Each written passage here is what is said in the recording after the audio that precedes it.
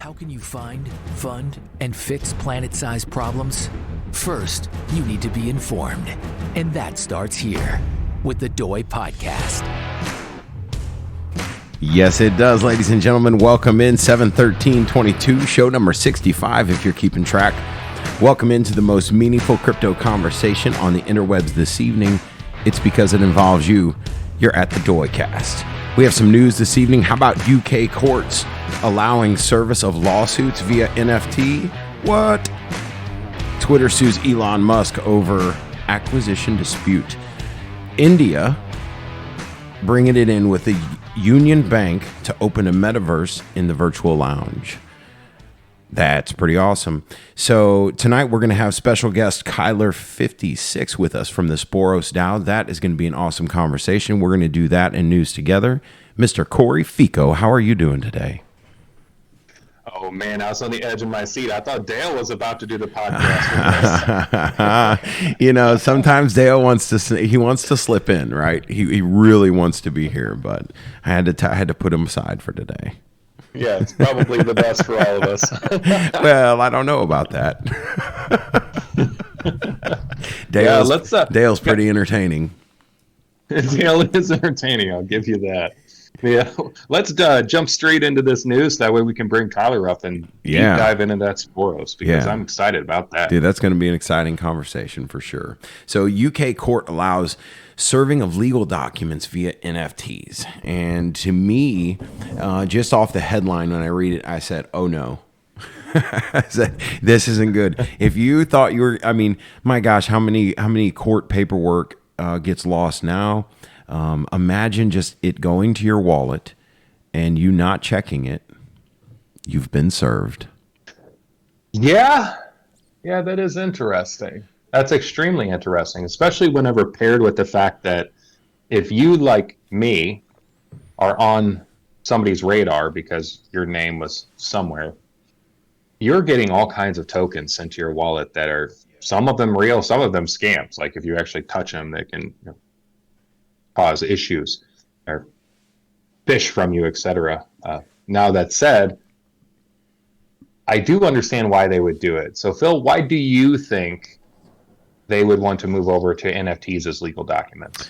Well, to be honest with you, I think that they understand that the way that Web3 is coming in, there's going to need to be a way for people to interact, right? For entities to be able to interact with each other back and forth. And if your standard course of business is being done online, it's being done through the wallets, then it only makes sense that you can utilize that for legal documents also. It does. And I think it also solves the problem of anonymity. Well, the problem of legality with anonymity. This has been a big conversation in the Web3 world. One, about do you need to be doxxed? Documents, doxed. Do you need to be anonymous or do you need to be known? And if you aren't completely known, how are you held accountable?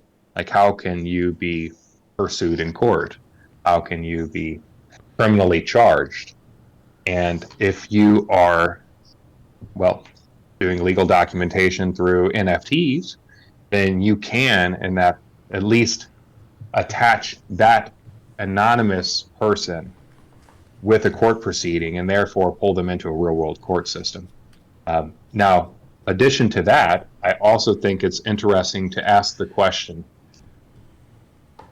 do we see it as a workaround for having to serve papers? Because you mentioned that yourself. There's an entire business towards tracking people down to serve them papers. Sure. And especially if we're in a near world of CBDCs where there's a government, like you are known to the government, and you have a wallet attached to your persons, and they know who you are, and it can be as simple as serving you an NFT. Or, do you consider that being served?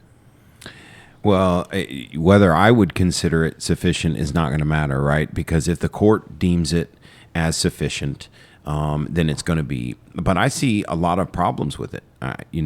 I see that there could be a lot of potential problems. One, claiming that you weren't served, right? So then they have to have evidence that you opened it, almost like a send receipt kind of thing, where when someone opens your message, you know that they've read it. That's the only way I see of doing that, because just claiming that you dropped an NFT in somebody's wallet isn't in itself going to be enough evidence that they know they've been served. Whereas with a court service, you're relying on the server basically filling out an affidavit saying, no, indeed, I did serve Joe on this day at this place.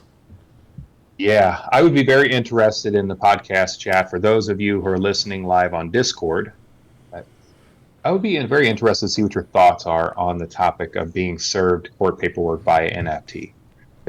I feel like we could take an entire podcast or four unpacking just this individual thing, which I know you and I talked about briefly before this, being able to do so. But my goodness, I feel like this opens up a lot of doors. I do see a lot of utility in it, though. And clearly there is an issue in a anonymous or pseudonymous or semi-anonymous situation in the Web3 space is how do you hold those individuals or groups accountable? Like if you have a legal entity formed as, like if you have a DAO formed as a legal entity, which we're going to be talking about, I'm sure it'll come up in conversation here today. And that DAO needs to protect itself against the actions of certain members, and it's structured in a manner in which it can. How does it serve that paperwork? How does it go about that? Or does it decide not to interact once it's a legal entity, decide to not interact with other members, which can't be beholden to the same rules and governance they can?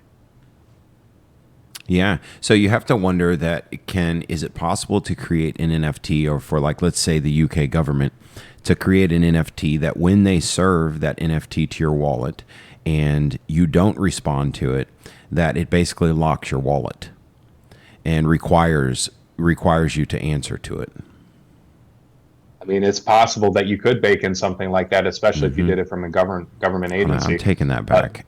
I'm cutting that out. So I do have to say that Shelley mentioned something in the podcast chat here is maybe what they do is they can attach the notice with an ape NFT or something to incentivize you opening it up. That's all we need is all of the courts buying ape NFTs to send out. No wasteful spending there. Hey. Don't worry about it, folks. Hey, I mean, there's something to be said about creating like bounties for tracking down individuals, like the same way they have the FBI's most wanted list, but you could do it for anonymous or pseudonymous people with NFTs attached to that. So you're attaching digital assets towards, basically bounties in a digital world. I mean, that might be kind of fun, being able to kind of leverage and play around with an idea like that and all the different tentacles for which I could take. Well, just give them the opportunity. They'll put some tentacles in there. So like you're saying, Corey, we could go on with this conversation for a while because there really is a lot to unpack there in the potential and also in the potential risk that I see. But let's jump on because we've got a lot of conversation to get to tonight. Ripple scores another win against the SEC as a judge slams the agency's hypocrisy. And to that, we give Ripple a big round of applause because anybody that wins in court against the SEC, they've got something figured out. I didn't even know it was possible. Yeah. And now this is their second go around where basically they've come out victorious. Yeah, I mean, it seems for those of us who've been in this space, it's been going on for years. And gosh, the SEC has been just relentless, but yet at the same time, Ripple just keeps on coming out ahead throughout all of this. And every time that they do, it's another win, not just for Ripple, but for those who are scared or those who are already treading the waters for which Ripple is treading. Yeah. And so, Corey, to round out the argument, do you want to highlight what the argument that Ripple is? They're basically saying that they're not a security, correct? Yeah. They're saying they're a utility coin, not a security. Yeah, the SEC is saying you're a utility, so it's back and forth, and they're basically just trying to claim jurisdiction. And the courts so far are not siding with the SEC, so that's good news, I think. Yeah, that is good news. That is amazing news. And for all of us, because if you're thinking about creating a DAO with a governance token, right, and that governance token has secondary values, like it has a monetary value on an open market for whatever reason, because people find contributing and being engaged in that community as valuable in some way because the impact as connected to them is valuable. And if that governance coin has a value, then all of a sudden is it a security?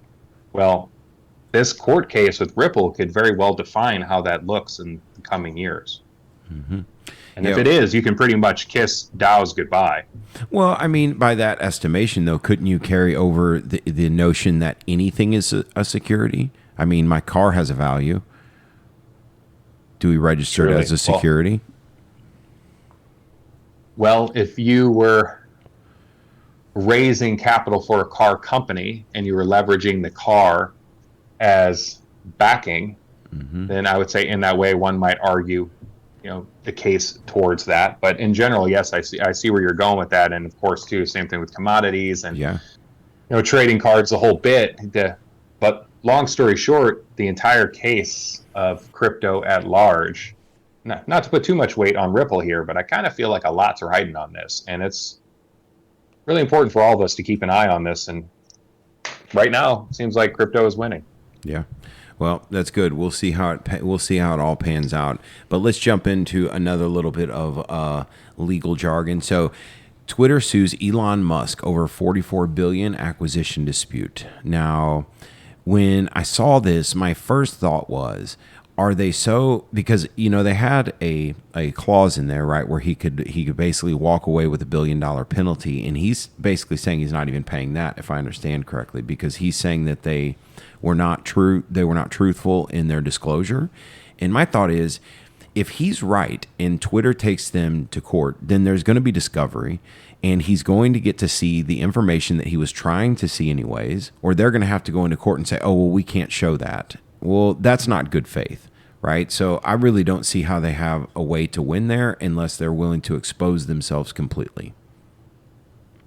Well, I think, unfortunately for them, and this was actually well summarized by the tweet that Elon Musk made, which was a picture of Chuck Norris on one side of the chessboard was an entire set of chess pieces, and on the other side was Chuck with a pawn, and it said "Chuckmate."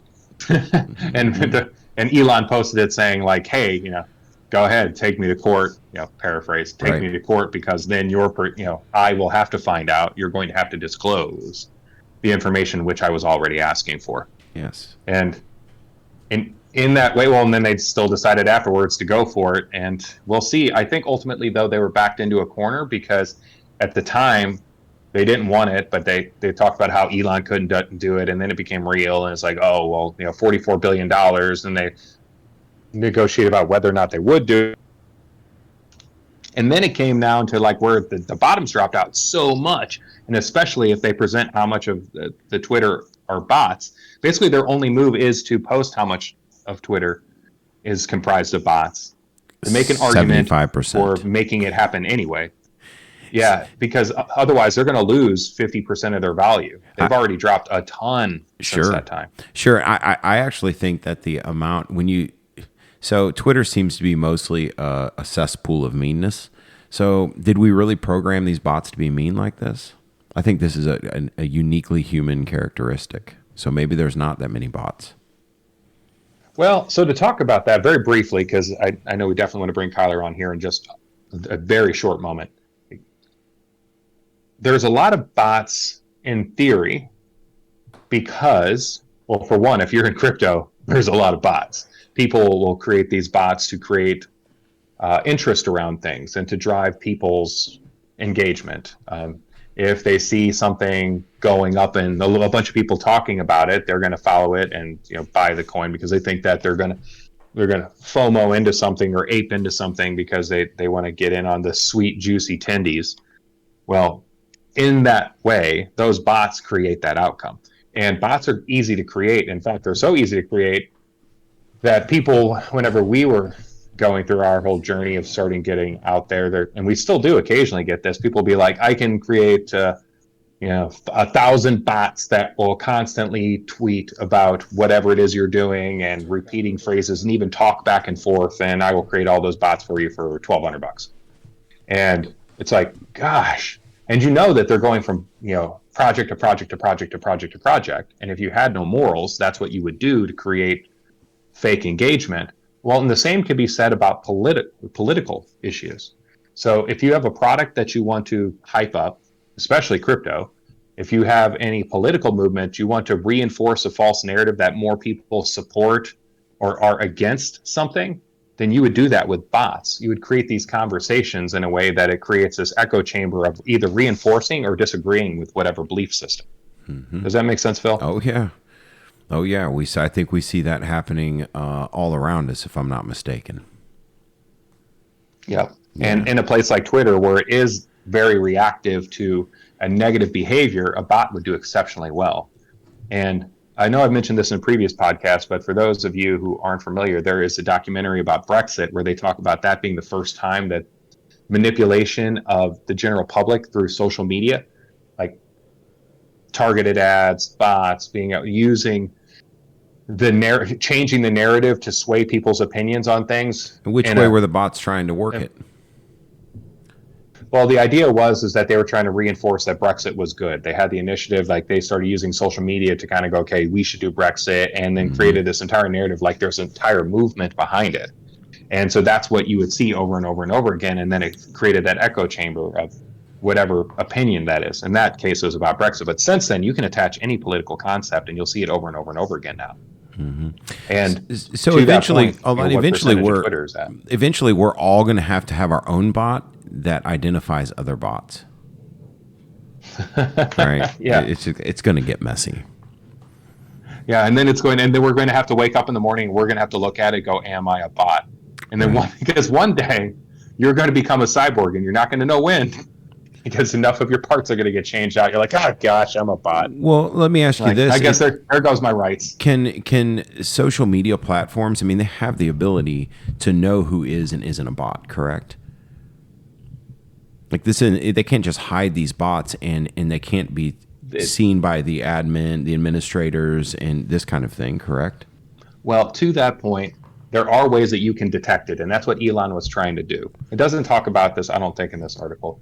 But what he was trying to do is get full access, which was above and beyond what they already provide enterprise level, but they weren't allowing it to him to be able to test the system and to run cycles through it to be able to determine, okay, which accounts were fake and not. So you have to, because there's bots. So hold on, is it your estimation that he knows that can be done? Yes. Okay. So if a company isn't doing that, shouldn't that tell us that they're interested in those bots being there? I mean, you would think that if they wanted to be any social media platform, like let's don't pick on Twitter, because we can throw Telegram and we can throw probably a bunch of them in there. If these bots are in there and they're not kicking them out, then they're utilizing them themselves. That's would be my estimation. Yes. And the question, and then I think on this note, perhaps is it okay if we skip the fourth bit of news and then bring Kyler up? Yes. So on that bit, the question is why, and all I have to do is say share price. All right. Yeah. But as this gets to be seen, though, right? Like the more conversation that comes around this, and people are going to start to understand this, that's not going to be good for business. Yeah, or they won't, or they'll drag it out so long, it'll become so complicated, and people will become bored. And then there'll be another court case between, Johnny Depp and Amber Heard, and next thing you know, we've all forgotten about the fact that 40% of Facebook is bots and 60% of Twitter is bots, and we're being manipulated because we're being monetized on these free platforms. Yeah. We'll move on to something else because, Amber Heard will say Remember, if it's free, you're the product. Yeah. On that note, you know who is not the product? You. Whenever you get to listen to Kyler here from Sporos DAO, got a lot to say here. Kyler, bringing you on up. Yeah, and gang, if you're listening to us over on Clapper or on Facebook and you would like to engage this conversation in a little more personal way, we invite you to come over to Discord and jump in the conversation. Jump into the chat room, ask questions, get answers. Kyler, welcome up. Hey, how's it going, guys? It's going fantastic today. Good. We appreciate you joining us, and we're excited to have the conversation. Yeah, thank you so much for having me on. This is really awesome. Oh, the feeling is mutual here. And by the way, for those of you who are in Discord, I'm actually going to drop the website for Sporos DAO, which is, quite frankly, brilliant. I have to ask right off the bat the obvious question.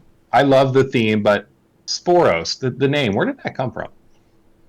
Yeah, so I didn't come up with the name, but I've slowly really grown attached to it because I think it does perfectly represent what we're trying to do. So we're building a platform to help other DAOs launch, essentially. And we're doing that by coming up with a sweat equity distribution system and a lightweight legal wrapper. And these are designed only for-profit DAOs. But the connection to the name is that, when mushrooms reproduce, they release spores, and those spores land on the ground and they create other mushrooms. And that's kind of what we're trying to do with DAOs. We want to be a DAO that helps other DAOs get started. Yeah, that's absolutely beautiful. I was actually in the podcast with Felix from Movement DAO just earlier this morning, and we were talking about exactly that, just the role of launch pads, of places that build out ecosystems, being able to spread those spores, and how much Web3 needs that. So I guess ultimately, how did you get into this? Like, where was it that your engagement came into this space? How did you get into being a launch pad of for-profit DAOs and the sweat equity tokens and, creating the lightweight legal wrappers? I mean, because this isn't a place you just land. I mean, there's had to be some kind of journey, I would imagine. Yeah, it's kind of interesting. So I write a weekly newsletter on crypto and law called Around the Blockchain, and I was approached by two of the founders of Sporos after they had read a couple issues of the letter, and essentially what they said is they came up to me and they were having a lot of trouble getting attorneys to attach their name to this project. And I'm not an attorney yet. I'll be starting law school in the spring.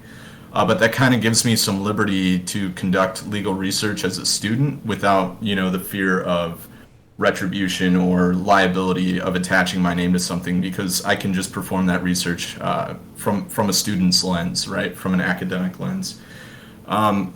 So the two founders approached me, and they're former developers with Olympus. So that lent them some credibility in my book right away, and they said that they needed some legal research done into sweat equity distribution and LLCs taxed as C Corps, primarily Ricardian series LLCs, such as the one created by Cali DAO, which is actually, we're in partnership with Cali DAO. We're building on their platform, and our operating agreement that we're coming up with is essentially an amendment to their current operating agreement. We've just switched some things around and added some language that makes the operating agreement specialized for-profit startup devco SaaS companies. And so yeah, it was kind of serendipitous the way that I got involved into the project. They just kind of DM'd me on Twitter, and the next thing I knew, I was kind of working full time there. It happened really quickly in a matter of like 3 days. So it seems like nowadays, as fast as things move in the Web3 space, 3 days is a long time. A lot can happen in 3 days. Yeah, you're a veteran 3 days in. And also, you also just proved that not only bots are on Twitter. Right. Oh. Right. Yes, there are bots and 40. I'm one of the 3% of real humans on Twitter. Happy to represent. Well, Kyler, do we really know that? Do you really know that? Maybe you're a bot too. That's true. I could just be a bot LARPing as a human being. Hey, how do we know? Now, so to that point, so you said sweat equity tokens. Phil, I know you had a ton of questions. I mean, that's definitely a path that we've talked about a lot. Do you want to pick that up and run with it? Yeah, I mean, I feel like this part of the conversation is narrowly approaching a bridge that we're looking to cross ourselves, right? As we figure out implementation of divvying out shares of coins potentially based off of your contributions or what you're doing. There's so many questions that really go around that.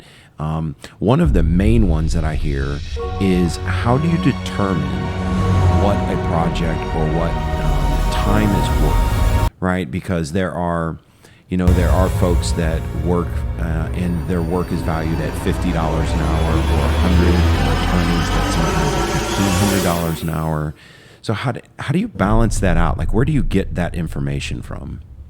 Yeah, so we're actually developing an MVP project management system to kind of assist in that area, but we're also looking for other tooling systems to assist with that question, because that is one of the biggest recurring questions, right? How do you validate what people are doing?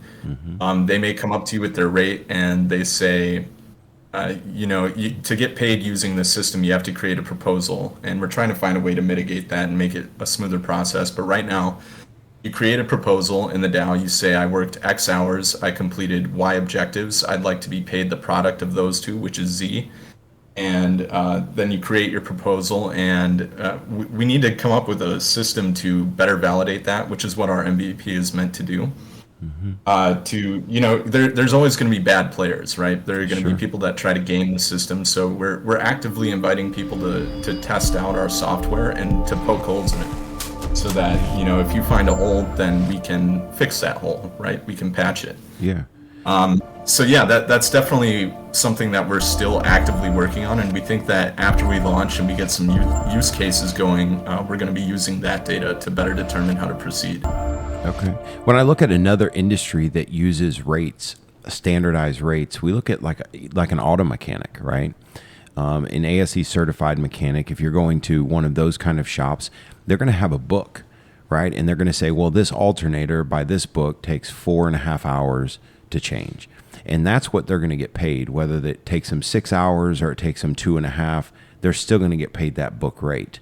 Is it possible to implement something like that, just using industry experts worldwide to kind of come to an agreement on, this many lines of code maybe should cost this much to write, or this kind of graphic design on average should take this much time, so that there's a way that's a little more uniformed as we travel around to all of these different DAOs? Because that's going to become a real question, right? Because then you end up with one DAO that's paying X to do a project, the other one is paying a different amount, and obviously that creates some competition, but it also creates some like vagueness in there, where maybe you're not going to get paid what you're truly worth on this one, but at this one you will. It's a fascinating proposition for sure. You're 100% right. There is a ton of ambiguity as to what the standard rate should be for, accomplishing these objectives, whatever they might be, whether it's on the consulting side, on the legal side, on the engineering side. I think it would be extremely helpful if there was some sort of framework that could at least give a general outline as to what compensation should look like for the completion of those tasks. But as of right now, we definitely don't have anything like that. Yeah. So let's almost need like a payment DAO. Sorry, what was that? No, I said we almost need to put together like a payment DAO, which brings in all of those opinions kind of across the world on what the median time spent on something is and what it's worth. Yeah, that's fascinating as well. And I know that there's a DAO. I'm part of a massive group chat called the DAO Research Hub, and there was a post today. So I'm translating this knowledge with very little insight as to what it actually does. But there's a DAO called Labor DAO, and I understand that they're forming to help with collective bargaining and kind of payment issues, essentially unionizing in the digital space. And I would be curious to see if they're working on something similar to that. I hear a metaverse strike coming up. Possible. Yeah. Well, so perhaps maybe to back up a little bit for those, because we've got people at different levels of either crypto curious, crypto confident, or crypto, let's just say, completely new. What is the idea of a sweat equity token anyway? What does that even mean? And why is it meaningful?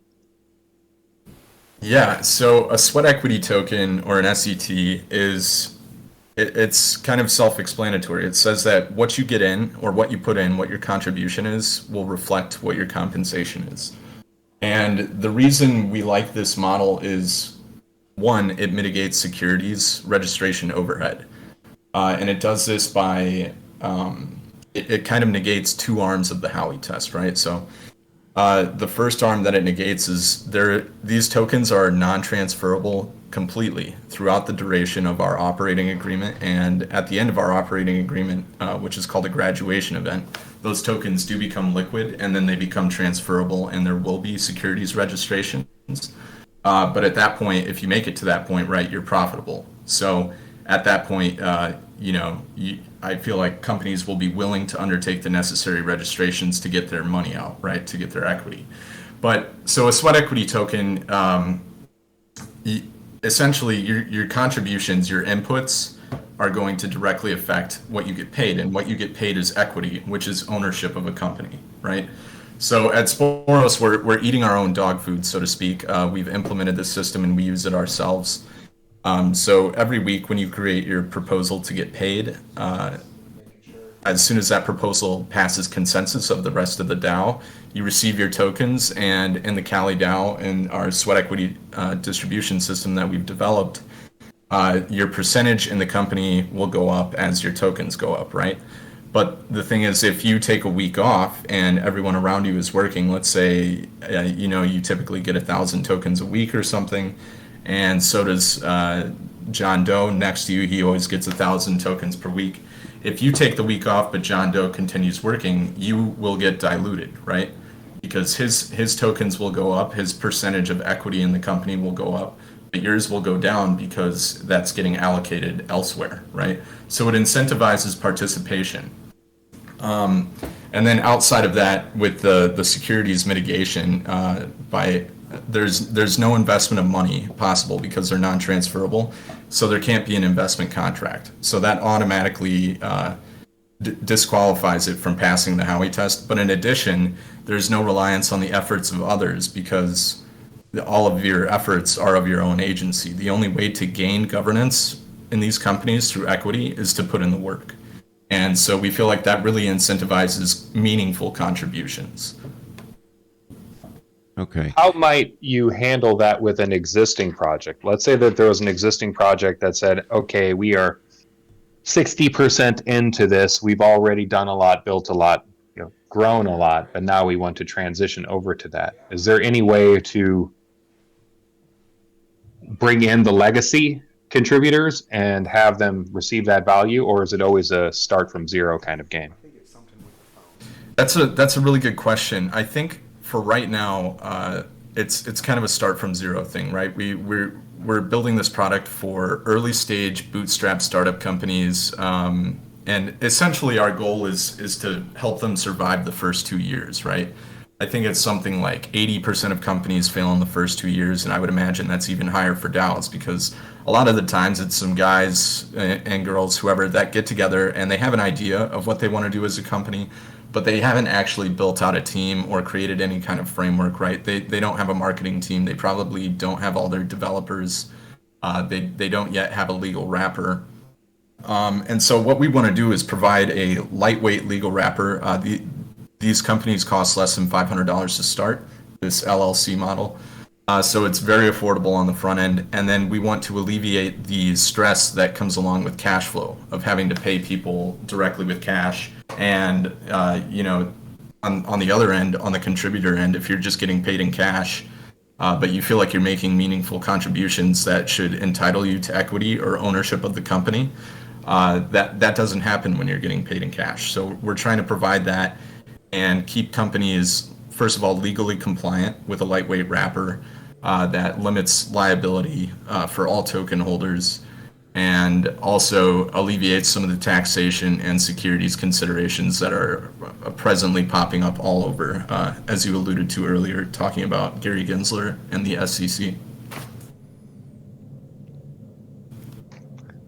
So if you were to think about, because a number of them pop off the top of my head just because being in this space, but if you had to imagine a community that would be perfectly suited for this, what kind of DAO pops up in your mind, Kyler, whenever you think about kind of who would use this framework and what they would do with this?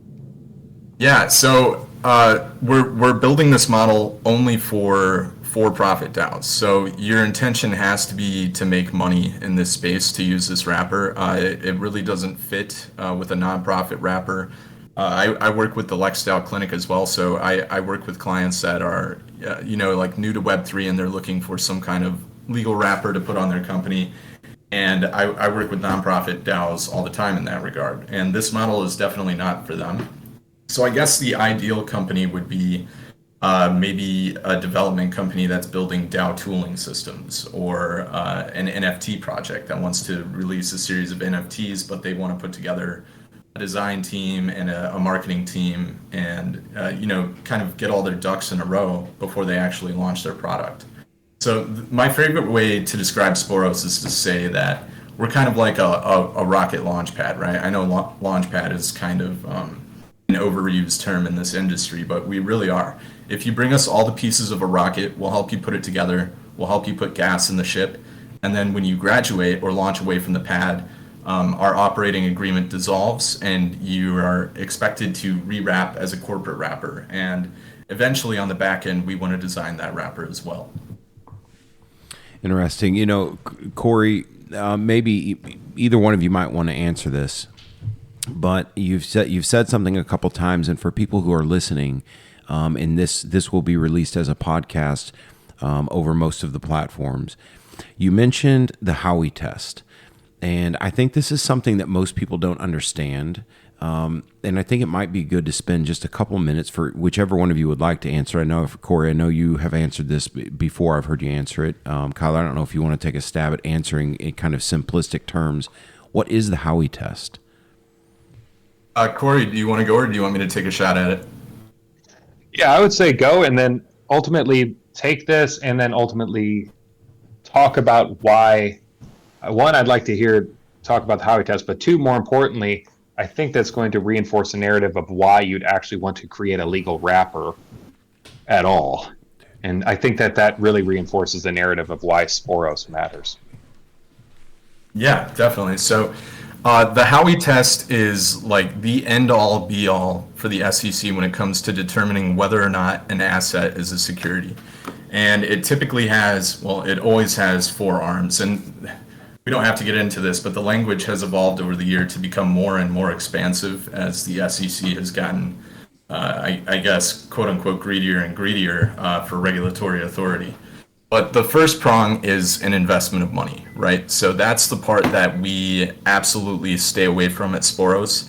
You can't buy your way into equity ownership in any of these companies. The only way to get equity is to put in the work, So there's no investment of money at Sporos. The second prong of the Howie Test is a common enterprise. So that means that the company that you're investing in or that your security would be emanating from is a group of people with a common goal, essentially. The third prong is the expectations of profit. So we definitely do fit into that column because we are fully expecting these sweat equity tokens to be exchangeable at some point, just not during the duration of our operating agreement, right? So essentially, we want to create a sandbox that you can build in safely and in a legally compliant way until you're ready to take on those registration efforts and start making money. And then the fourth and the final arm is the efforts of others. And this is the part of the language that has actually evolved since, I think that the Howie Test came out in like 37 or 47. So it's a very old test, and it was actually kind of funnily based on an orange grove, where a guy was selling plots of his orange grove or renting out plots of his orange grove, and you would buy the plot and then he would farm the plot and you would split the money. And the Supreme Court, they determined that was a security. But when you're using sweat equity, if the only way to get governance or to get your equity in the company is by your own efforts, then it's not solely from the efforts of others, or as it's now defined, just the efforts of others. So it used to have the word solely in there, and they removed that word, and it doesn't seem like taking one word out of a definition would mean much, but removing that one word has greatly expanded the SEC's authority. Yeah, now I think that's pretty funny if you actually think about each of those individually.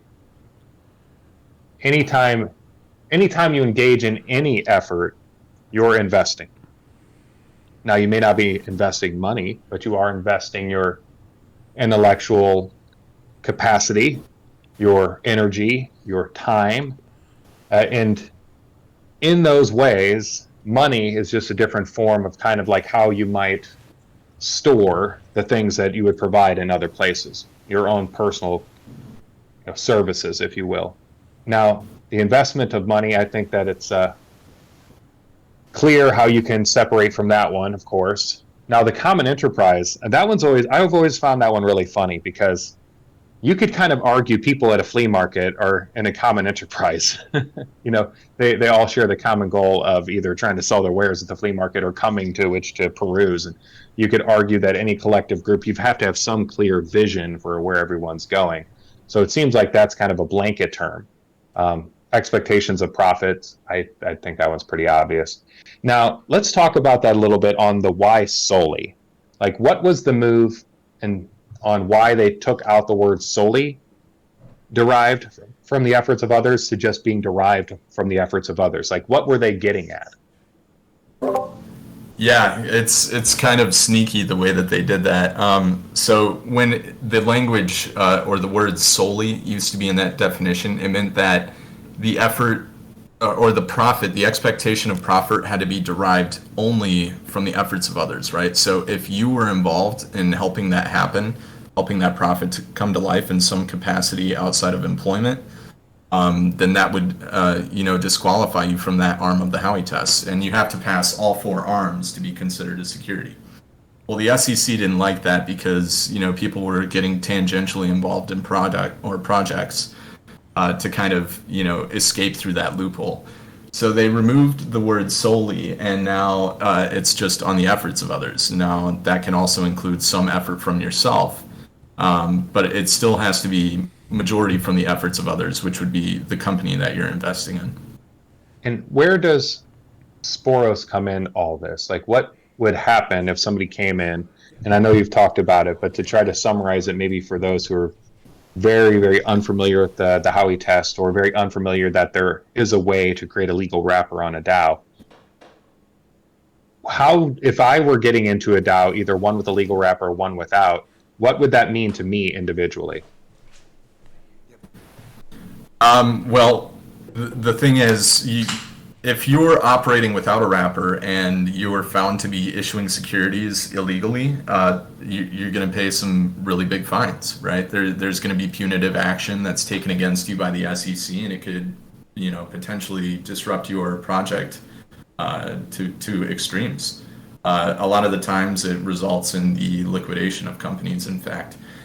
So it's very important to, it's kind of a tough line, right? Because one of the inherent principles of decentralization and of DeFi at large is, we want to get away from regulations. We want to live outside of the proverbial grid that's been created and that's caused so much, turmoil throughout the years for people that are looking for ways to use capitalism to their benefit, right?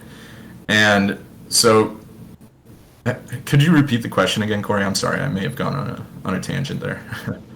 Well, I think you definitely covered it from an organizational perspective. Is if you don't have a legal wrapper and you go through this process, especially in a meaningful way, that puts you at risk. And by creating a legal wrapper, especially one that goes through the process of negating the issues of the Howie Test, that protects you to continue on your vision. So I think that's powerful, and I'm glad that you clarified that. One of the things that's come up from the individual side of things is we've heard a lot of talk, and Adam Miller was one of the first to bring this up on our podcast, and this was, I think, podcast number 3.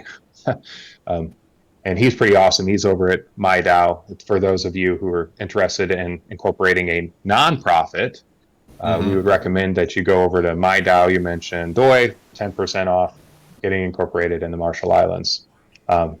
Give your DAO corporate personhood. Now, one of the things that came up in that conversation was that people working collectively towards a goal is if you don't give it a frame, is automatically defined as a partnership, or at least it could be, depending on how they are operating.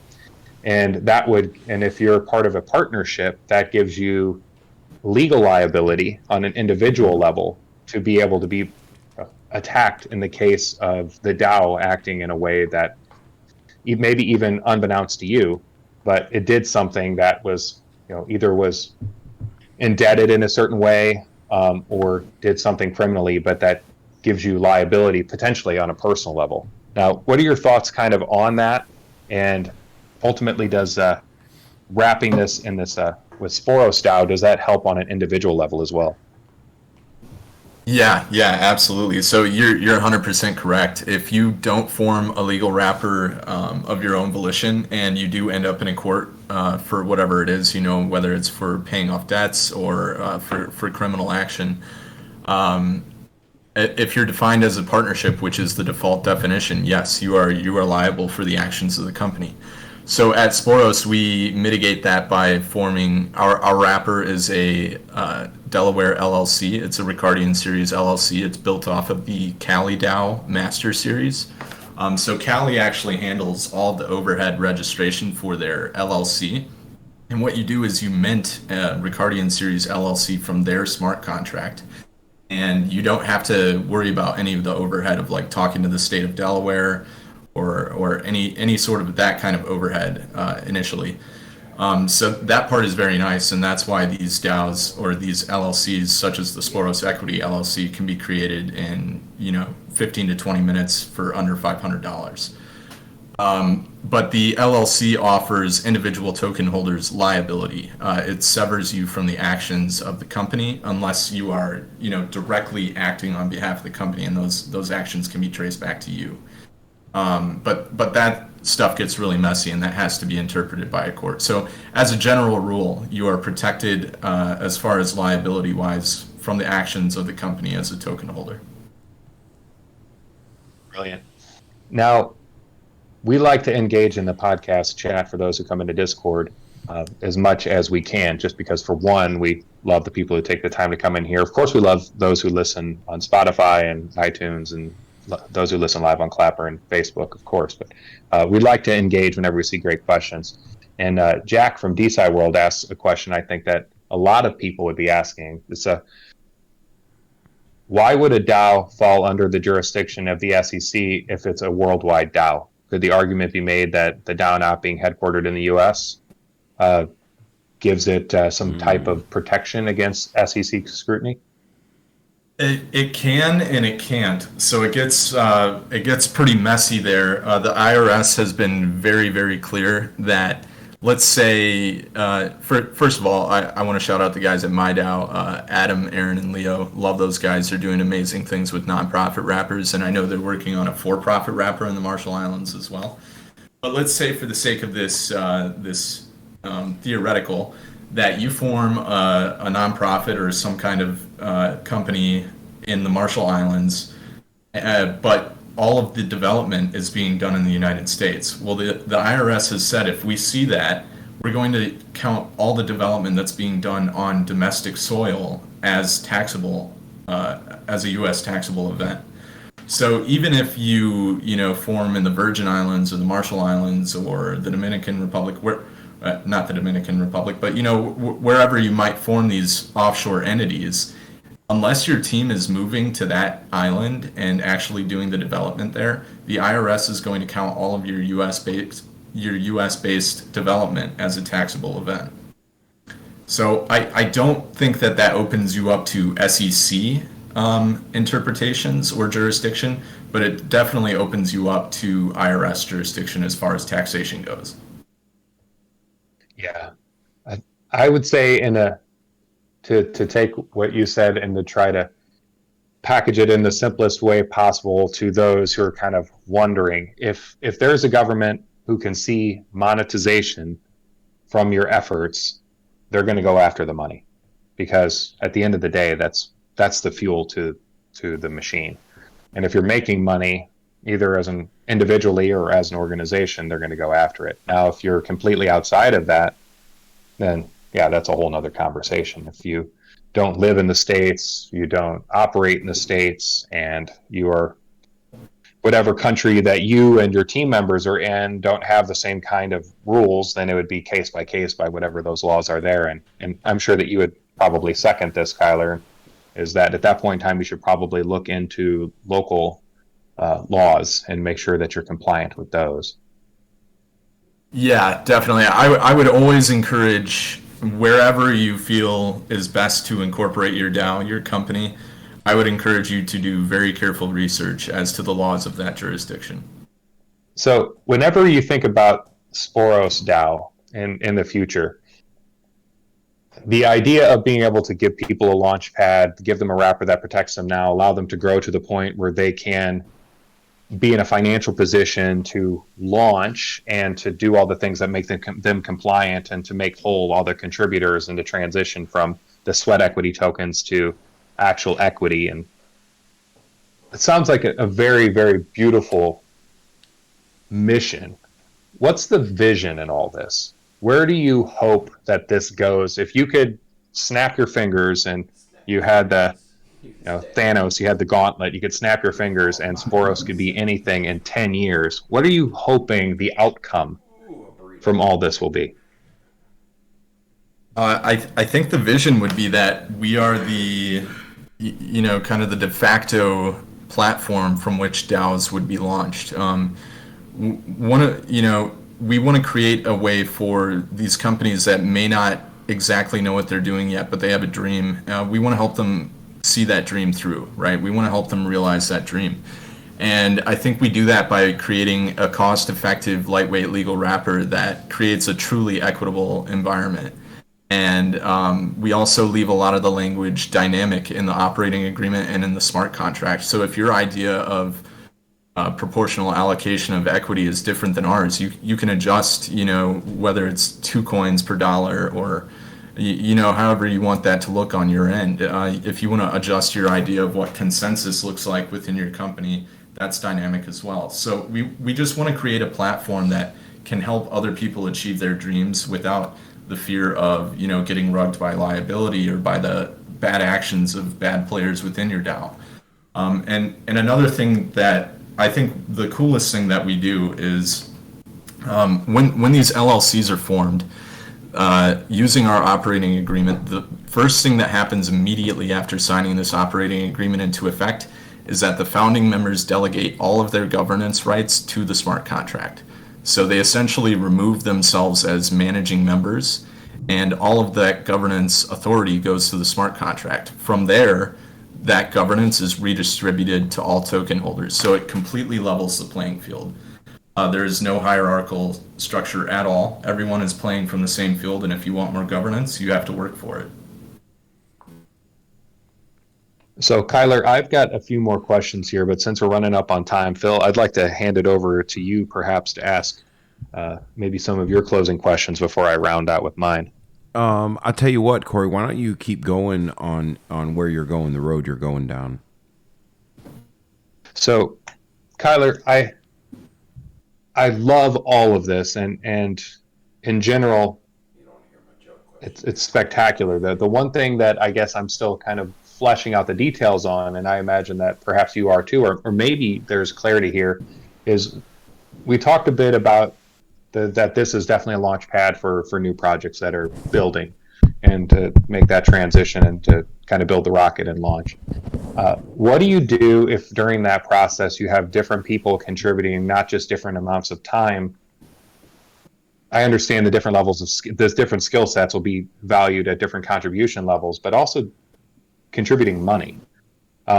Not money as much as an investment, but just the necessary fuel to build what needs to be built, to pay for software programs and equipment and whatever, travel and whatever it might need to be paid for, because there's lots of things that need to be paid for.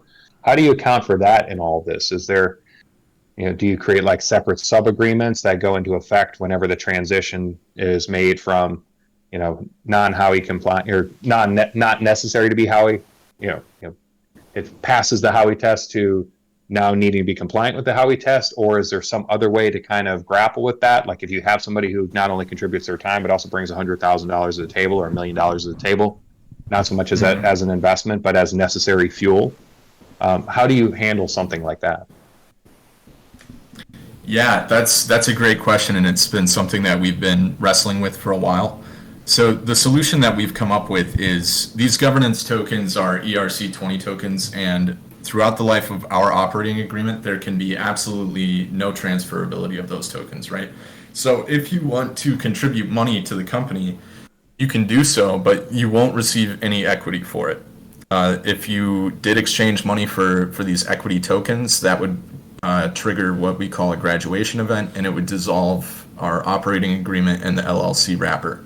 So the only time to do that at a large scale would be at the time of a graduation event, right? Which has to pass proposal. So if somebody does approach the company and say, hey, I want to invest $1 million in your company, that's all fine and dandy.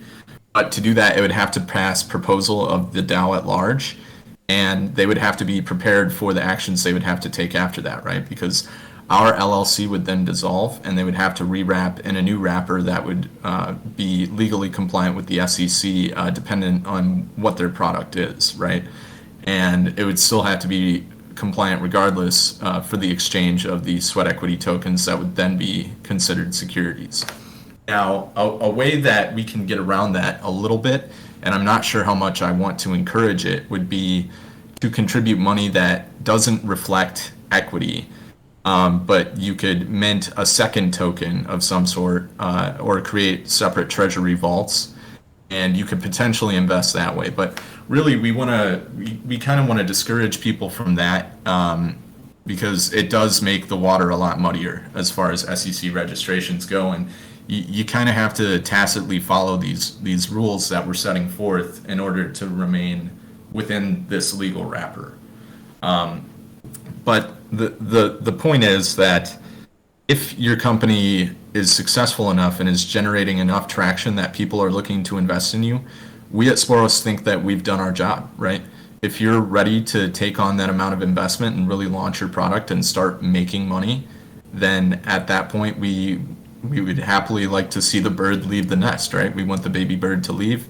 And as I said earlier, eventually we would like to design the next wrapper that these companies move into, whether that's an S Corp, a C Corp, might be. Our LLC is taxed as a C Corp, I should mention that. So it's not taxed as a partnership, and that alleviates a lot of the taxation considerations. So in essence, you would already be used to functioning as a C Corp, and I think that would be a natural transition for most of these companies. Now, one of the things that was brought up in the podcast chat, which DAO Steve, he brought up a very valid point that you could create a loan instrument, and attached to that loan instrument could be an interest rate of some kind, whatever that scale might be to correspond with the risk. And then perhaps in the event of graduation, to reconcile the loan, the remaining loan could result in some kind of equity. I added the second part to what Steve said. What are your thoughts on part one about attaching, loans to the lightweight wrapper? I would imagine that you'd be good with that, but I'd like to hear. And two, having inside of loan agreements, so there's a loan agreement that says that I have the right, so whenever someone creates a loan, you collateralize the loan. Could you not collateralize that loan on the organization for which the loan is placed? Yeah, that's really interesting, and we haven't really explored that very much. We've been, so focused on just getting this thing ready to go. We have a number of people on our wait list that are waiting to enact this as soon as I feel that the OA is in an adoptable state. But yeah, that's a really interesting proposition, and I do on the surface think that has the potential to work. Another way that we've approached it is potentially offering warrants. So you could purchase a warrant that would entitle you to future equity of the company. It just wouldn't give you any current equity. And those warrants, the exercise and strike price would be determined at the graduation event. Yeah, I do like the idea of the warrant. I also really like the idea of the loan too, because you could scale the loan. I mean, this is a common thing to have done. Like businesses get collateralized on loans all the time.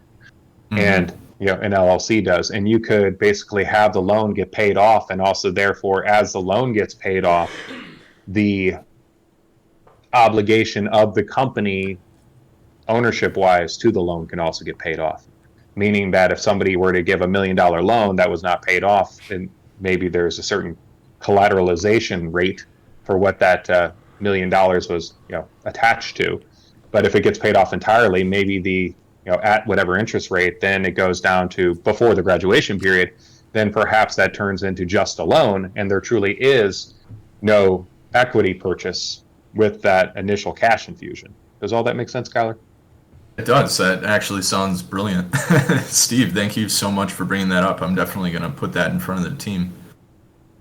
Yeah. So to give credit where credit's due, the collateralization side was me. But Steve, I really like the idea. It's a podcast. But Steve very, very aptly did put in the loan vehicles. So I have to give him credit for that as well, too. Sweet. Yeah. Now that said, we've got a lot that we could continue to go on. How do people, move forward? Like, can they move forward right now? I noticed that there's a wait list. If they want to move forward, what do they do?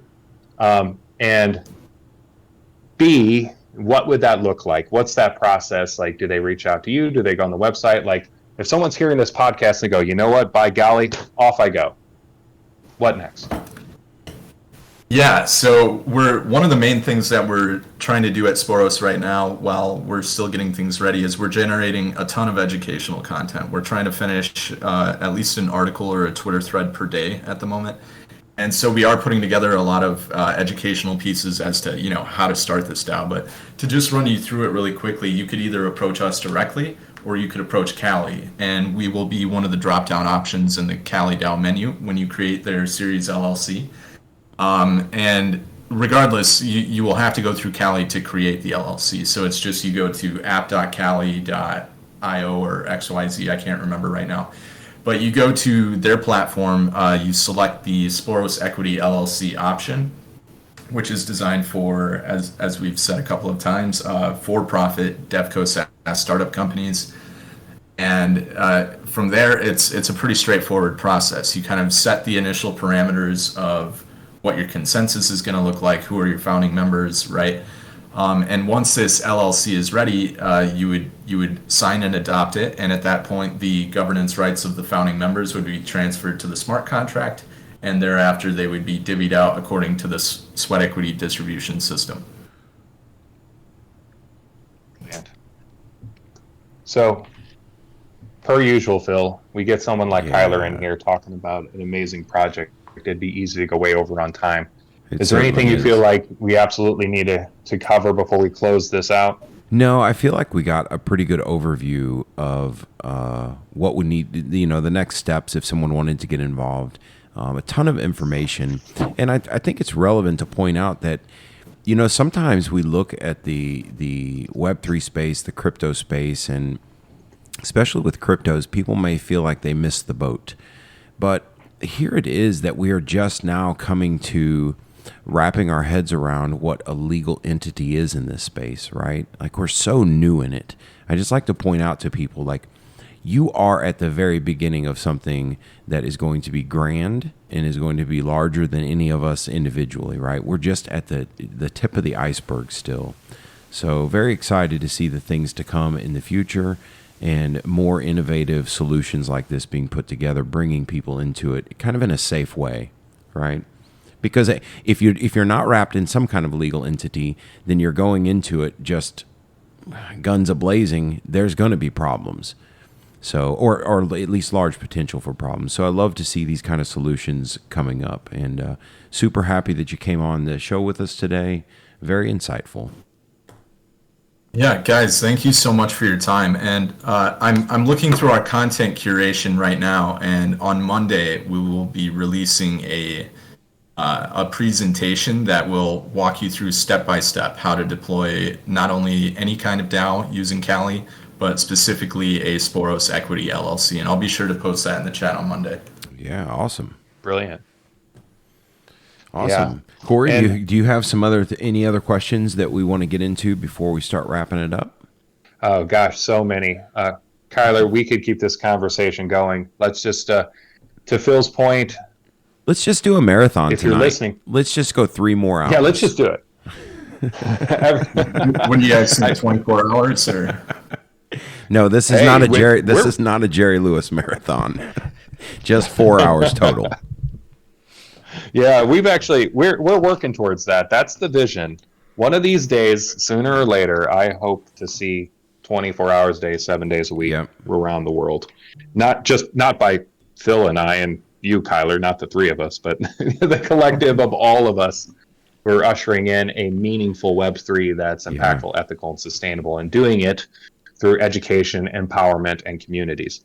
And in that way, we'll get there, but there's plenty more to talk about. But I can't emphasize enough that, to Phil's point, if you're listening to this for the first time and you feel like you missed the boat, you haven't. Get involved, get engaged. If you like what you heard here, Sporos DAO, join the community, try to contribute, try to help. You can clearly get involved, get sweat equity tokens, which at the time of conversion may or may not be worth something. But nonetheless, at the same time, contribute to something meaningful. Join the conversation. Come in here to the DOI Foundation, of course. Join the Discord. You aren't too late. If anything, you're actually at the very beginning where all these crazy ideas are starting to get formed into in real life organizations with real property rights and real communities and real rewards and opportunities to change the world. Yeah. Well said. Well said. So, Corey, we're going to be back here Friday at 8 Central. What do we have on the chopping block for Friday? Well, actually, I was thinking we could come back Monday because we actually have Kevin and Tony from Protocol DAO. Awesome. Underdog Protocol. And they're going to be an interesting conversation for sure. So definitely want to deep dive into that, being able to create contributions. Yeah, awesome. Yeah, awesome. That'll be good. So another weekend off. This is the second week in a row that we're going to be off on Friday. You guys are living the dream. Living the dream. That's it. So, Kyler, you have any parting words for the folks? I just want to thank you guys so much for your time, and what the DOI Foundation is doing is just so incredible, so amazing that you're, creating this compendium of resources and, helping give people a platform to show and showcase their dreams to the world. And I think that's such a beautiful, amazing thing. So keep it up, guys. Awesome. We appreciate you being a part of it. Well, for gang, we're going to have to get out of here for sure. We're already a few minutes over. So we will be back here on Monday at 8 Central. Going to bring another fantastic show to you. So I hope everybody has a good rest of the week and weekend. So for myself, Phil Ward, for Kyler, and for Corey Fico, we invite you guys to be kind to somebody. It changes lives. And we look forward to seeing you back here Monday. Till then, take care. Thanks for listening to the DOI Podcast. If you've enjoyed our time together, please rate and review the podcast. Together, we can achieve a brighter future. Help us bring this information to the world by sharing it with friends and family. The DOI Coin, the crypto coin for the people, by the people.